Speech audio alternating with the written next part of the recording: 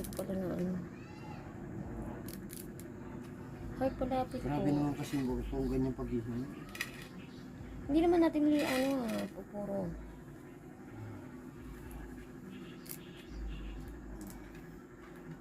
Ginugulay niyo pa yung ano na yan. Oo, kasama yan. Masarap yan. Lang ano.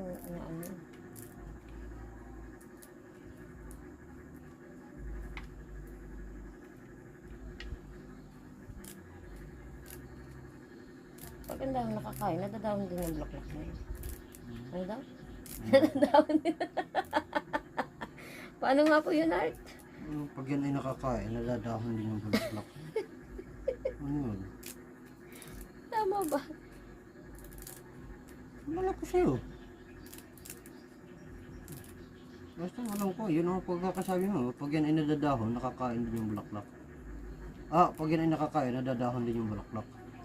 Ayun ang pagkakaintindi ko eh.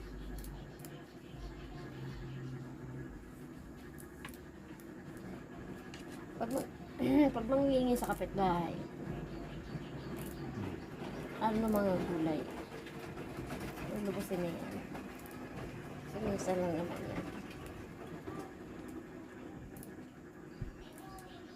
Kung ang hiningian mo, hindi madamo.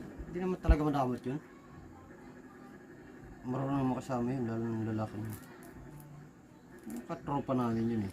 Tambakan. Yun yung babae yung nagtanong ah.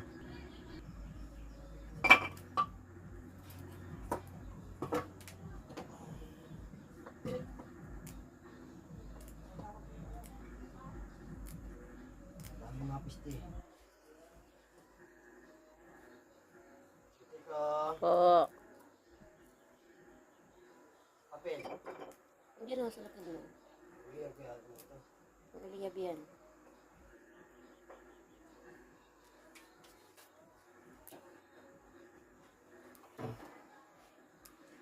Alam mo kayo, kaya may basa pa dito.